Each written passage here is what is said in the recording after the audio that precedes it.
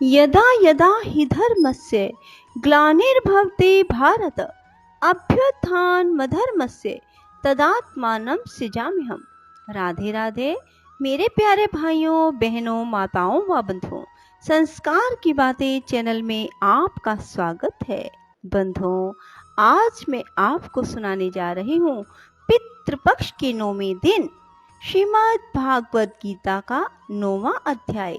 बंधुओं, हर मनुष्य को पितृपक्ष में श्रीमद् भागवत गीता सुननी चाहिए और उसका फल अपने पितरों को दे देना चाहिए। ऐसा करने से आपके पितृ तृप्त होंगे और आपको भरपूर आशीर्वाद प्राप्त होगा। ऐसा करने से आपके सभी कार्य बनते चले जाएंगे। बंधुओं, पितृपक्ष में पीपल के वृक्ष में कच्ची लस्सी अवश्य चढ़ाएं और एक शुद्ध घी का दीपक ओम पितृभ्यो नमः बोलते हुए अवश्य अर्पित करें। बंधुओं, यदि आपने YouTube चैनल संस्कार की बातें अब तक सब्सक्राइब नहीं किया तो जरूर करें और बेल आइकन दबाना ना भूलें ताकि आपको हमारी आने वाली सभी वीडियोस की जानकारी सबसे पहले हो सके। बोलो पितृदेव की जय, कृष्ण भगवान की जय। श्री कृष्ण भगवान बोले, हे अर्जुन, तुझ दोष दृष्टि रहित भगत के लिए इस परम गोपनीय ज्ञान को रहस्य के सहित कहूँगा कि जिसको जानकर तू दुख रूप संसार से मुक्त हो जाएगा। यह ज्ञान सब विद्याओं का राजा, सब गोपनियों का भी राजा एवं अति पवित्र, उत्तम, प्रत्यक्ष फल वाला और धर्म युक्त है। साधन करने को बड़ा सुगम और अविनाशी है। हे परम तप, इस तत्व ज्ञान रूप धर्म में श्रद्धा रहित पुरुष मेरे को ना प्राप्त होकर मृत्यु रूप संसार चक्र में भ्रमण करते हैं। हे अर्जुन, मुझ सच्चिदानंद घन परमात्मा से यह सब जगत जल से बर्फ के सदृश परिपूर्ण है और सब भूत मेरे अंतर्गत संकल्प के आधार स्थित हैं।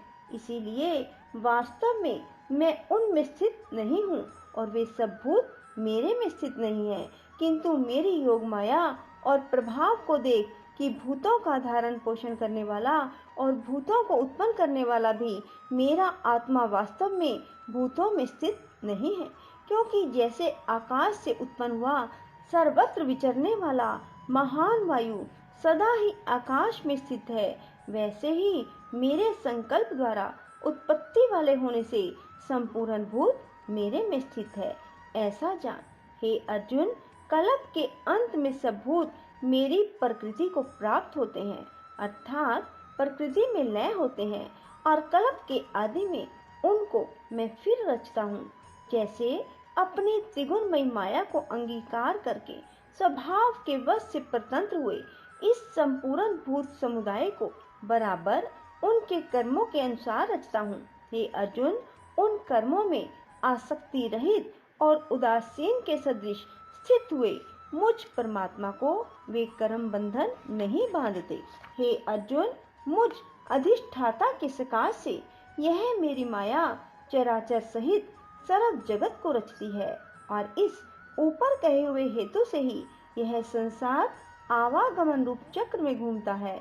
ऐसा होने पर भी संपूर्ण भूतों के महान ईश्वर रूप मेरे परम भाव को ना जानने वाले मूढ़ लोग मनुष्य का शरीर धारण करने वाले मुझ परमात्मा को तुच्छ समझते हैं, अर्थात अपनी योग माया से संसार के उद्धार के लिए मनुष्य रूप में विचरते हुए को साधारण मनुष्य मानते हैं, जो कि वृथा आशा, वृथा कर और वृथा ज्ञान वाले अज्ञानी जन राक्षसों के और असुरों के जैसे मोहित करने वाले तामसी स्वभाव को धारण किए हुए हैं। परंतु हे कुंती पुत्र, दैवी प्रकृति के आश्रित हुए जो महात्मा जन हैं, वे तो मेरे को सब भूतों का सनातन कारण और नाश रहित अक्षर स्वरूप जानकर अनन्य मन से युक्त हुए निरंतर भजते हैं। वे दृढ़ निश्चय वाले भगत जन निरंतर मेरे नाम और गुणों का कीर्तन करते हुए मेरी प्राप्ति के लिए यत्न करते हुए मेरे को बारंबार प्रणाम करते हुए सदा मेरे ध्यान में युक्त हुए अनन्य भक्ति से मुझे उपासते हैं। उनमें कोई तो मुझ विराट स्वरूप परमात्मा को ज्ञान यज्ञ के द्वारा पूजन करते हुए एकत्व भाव से, अर्थात जो कुछ है सब वासुदेव ही है, इस भाव से उपासते हैं, और दूसरे पृथक भाव से अर्थात स्वामी सेवक भाव से और कोई कोई बहुत प्रकार से उपासते हैं, क्योंकि कर्तु अर्थात श्रोत कर्म मैं हूँ, यज्ञ अर्थात पंच महायज्ञ आदि स्मार्त कर्म मैं हूँ, स्वधा अर्थात पितरों के निमित्त दिया जाने वाला अन्न मैं हूँ, औषधि अर्थात सब वनस्पतियाँ मैं हूँ, एवं मंत्र मैं हूँ, घृत मैं हूँ, अग्नि मैं हूँ, हवन रूप क्रिया भी मैं ही हूँ। हे अर्जुन, मैं ही इस संपूर्ण जगत का धाता अर्थात धारण पोषण करने वाला एवं कर्मों के फल को देने वाला तथा माता पिता और पितामह हूँ। जानने योग्य पवित्र ओमकार तथा ऋग्वेद, सामवेद, यजुर्वेद भी मैं ही हूँ। अर्जुन, प्राप्त होने योग्य भरण पोषण करने वाले, सबका स्वामी, शुभ अशुभ का देखने वाला, सबका वासस्थान, शरण लेने योग्य तथा प्रति उपकार ना चाहकर हित करने वाला, उत्पत्ति प्रलय रूप सबका आधार, निधान, अविनाशी कारण भी मैं हूँ। मैं ही सूर्य रूप हुआ तपता हूँ, वर्षा को आकर्षण करता हूँ और बरसाता हूँ। हे अर्जुन, मैं ही अमृत और मृत्यु एवं सत असत भी सब कुछ मैं हूँ। परंतु जो 3 वेदों में विधान किए हुए सकाम कर्मों को करने वाले और सोम रस को पीने वाले, पापों से पवित्र हुए पुरुष मेरे को यज्ञों के द्वारा पूज कर स्वर्ग की प्राप्ति को चाहते हैं, वे पुरुष अपने पुण्यों के फल स्वरूप इंद्रलोक को प्राप्त होकर स्वर्ग में दिव्य देवताओं के भोगों को भोगते हैं। वे उस विशाल स्वर्ग लोक को भोगकर पुण्य क्षीण होने पर मृत्यु लोक को प्राप्त होते हैं। इस प्रकार स्वर्ग के साधन रूप तीनों वेदों में कहे हुए काम कर्म के शरण हुए और भोगों की कामना वाले पुरुष बारंबार जाने अनजाने को प्राप्त होते हैं, अर्थात पुण्य के प्रभाव से स्वर्ग में जाते हैं और पुण्य क्षीण होने से मृत्यु लोक में आते हैं। जो अनन्य भाव से मेरे में स्थित हुए भक्तजन मुझ परमेश्वर को निरंतर चिंतन करते हुए निष्काम भाव से भजते हैं, उन नित्य एक ही भाव में मेरे में स्थिति वाले पुरुषों का योगक्षेम मैं स्वयं प्राप्त कर देता हूँ। हे अर्जुन, यद्यपि श्रद्धा से युक्त हुए जो सकामी भक्त दूसरे देवताओं को पूजते हैं, वे भी मेरे को पूजते हैं, किंतु उनका वह पूजना अविधि पूर्वक है, अर्थात अज्ञान पूर्वक है, क्योंकि संपूर्ण यज्ञों का भोक्ता और स्वामी भी मैं ही हूँ। परंतु वे मुझे अधियज्ञ स्वरूप परमेश्वर को तत्व से नहीं जानते हैं, इसी से गिरते हैं, अर्थात पुनर्जन्म को प्राप्त होते हैं। कारण यह नियम है कि देवताओं को पूजने वाले देवताओं को प्राप्त होते हैं, पितरों को पूजने वाले पितरों को प्राप्त होते हैं, भूतों को पूजने वाले भूतों को प्राप्त होते हैं, और मेरे भगत मेरे को ही प्राप्त होते हैं। इसलिए मेरे भक्तों का पुनर्जन्म नहीं होता। हे अर्जुन, मेरे पूजन में यह सुगमता भी है कि पत्र, पुष्प, फल, जल इत्यादि जो कोई भगत मेरे लिए प्रेम से अर्पण करता है, उस शुद्ध बुद्धि निष्काम प्रेमी भगत का प्रेम पूर्वक अर्पण किया हुआ वह पत्र, पुष्प आदि मैं सगुण रूप से प्रकट होकर प्रीति सहित खाता हूँ।